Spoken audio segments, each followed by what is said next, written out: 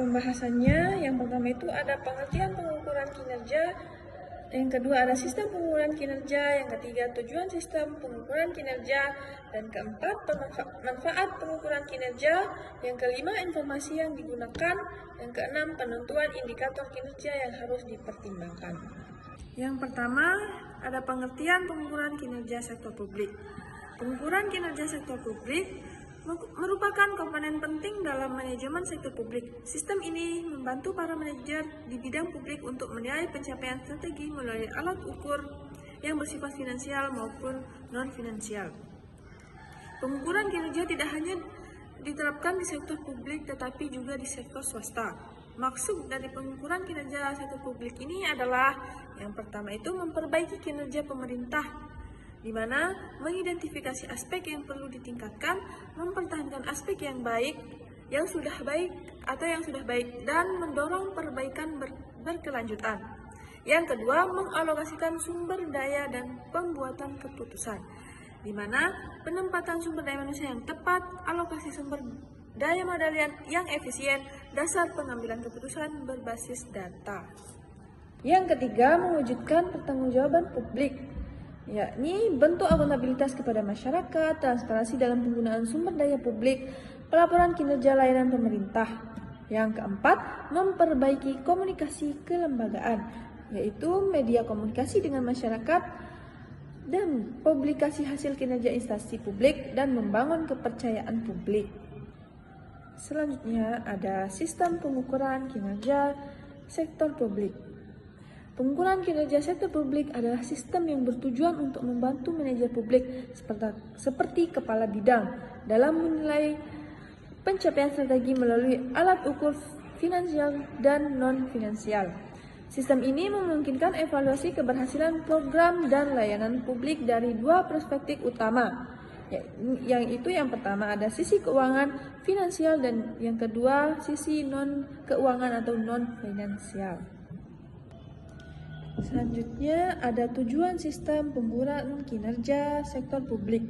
Yang pertama, mengkomunikasikan strategi secara lebih baik, yakni dengan cara evaluasi efektivitas strategi yang diterapkan, penyelesaian strategi berdasarkan hasil pengukuran, memastikan strategi selaras dengan tujuan organisasi, dan yang kedua, mengukur kinerja finansial dan non-finansial secara berimbang. Menilai ketepatan penggunaan anggaran, mengukur hasil yang dicapai terhadap biaya yang dikeluarkan, dan memastikan nilai manfaat atau value for money. Yang ketiga, yaitu mengakomodasi pemahaman, kepentingan manajer level menengah dan bawah, memotivasi pencapaian tujuan bersama, dan memastikan keselarasan tujuan antar level manajemen, meningkatkan pemahaman peran dalam organisasi.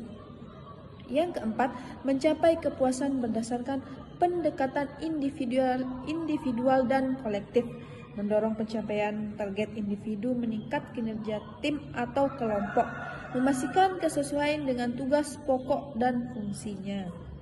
Manfaat pengukuran kinerja sektor publik. Yang pertama, memberikan pemahaman mengenai ukuran untuk menilai kinerja, menetapkan standar penilaian yang jelas, membangun kesepahaman tentang indikator kebersihan, menyediakan kerangka penilaian objektif. Yang kedua, memberikan arah untuk mencapai target kinerja, menunjukkan langkah-langkah yang perlu dilakukan, menyediakan panduan pencapaian target, membantu merencanakan aktivitas yang perlu. 3. Monitor dan mengevaluasi pencapaian kinerja, mengidentifikasikan keberhasilan dan kegagalan, menentukan aspek yang perlu diperbaiki, mempertahankan praktik terbaik yang telah dilakukan. 4. Sebagai dasar pemberian penghargaan hukum, menjadi tolak ukur pemberian referat, landasan untuk tindakan korektif, punimes, meningkatkan disiplin dan tanggung jawab pegawai. Selanjutnya, informasi yang digunakan untuk pengukuran kinerja. Yang pertama, informasi finansial. Obrek fokus pada laporan kinerja keuangan, omeglalisis, perbandingan antara anggaran dan realisasi, omeli nilai, efisiensi penggunaan dan publik. Yang kedua, informasi non finansial mengukur aspek-aspek di luar keuangan, menggunakan metode seperti balance sheet, scorecard, BSC, menilai dampak dan hasil layanan publik. Analisis informasi finansial. Analisis informasi finansial adalah pengukuran kinerja meliputi yang pertama, analisis pendapatan, sumber-sumber pendapatan, realisasi pendapatan dibandingkan target, on trend dan pola pendapatan. Yang kedua, analisis pengeluaran, akulasi pengeluaran untuk berbagi kegiatan, efisiensi penggunaan anggaran, identifikasi penyebab variansa anggaran. Selanjutnya, analisis informasi non finansial. Balance scorecard adalah metode pengukuran kinerja non finansial yang komprehensif dengan 4 perspektif utama. Yang pertama, perspektif keuangan, bagaimana kita terlihat di mata sektor holder keuangan. Yang kedua, perspektif pelangganan, bagaimana masyarakat penggunaan layanan melihat kita. Yang ketiga, perspektif proses bisnis internal, di bidang apa kita harus unggul. Yang keempat, perspektif pembelajaran dan pertumbuhan, bagaimana kita harus meningkatkan dan menciptakan nilai. Selanjutnya ada penentuan indikator kinerja yang perlu dipertimbangkan. Yang pertama itu ada biaya pelayanan atau cost of service, mengukur efisiensi biaya dalam penyediaan layanan dan membandingkan biaya dengan standar atau benchmark, menilai ekonomis tidaknya suatu layanan publik. Yang kedua ada penggunaan, mengukur tingkat pemanfaatan layanan publik, menilai ketepatan sasaran layanan, dan menganalisis pola penggunaan layanan.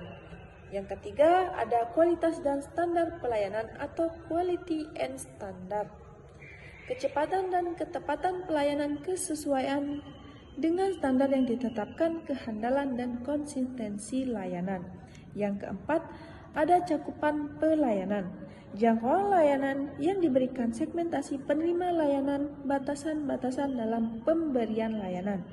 Yang kelima ada kepuasan, tingkat kepuasan pengguna layanan, persepsi masyarakat terhadap layanan yang diberikan, umpan balik untuk perbaikan berkelanjutan. Selanjutnya di sini yang terakhir ada kesimpulan. Kesimpulannya yang pertama, pengukuran kinerja sektor publik merupakan instrumen penting untuk meningkatkan kualitas layanan publik.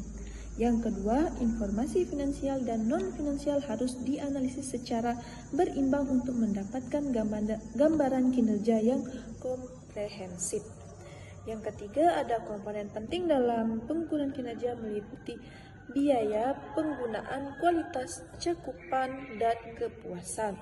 Yang keempat, hasil pengukuran kinerja harus ditindaklanjuti dengan perbaikan berkelanjutan dan inovasi layanan. Yang kelima, balance sheet scorecard merupakan salah satu metode efektif untuk mengukur kinerja sektor publik secara komprehensif.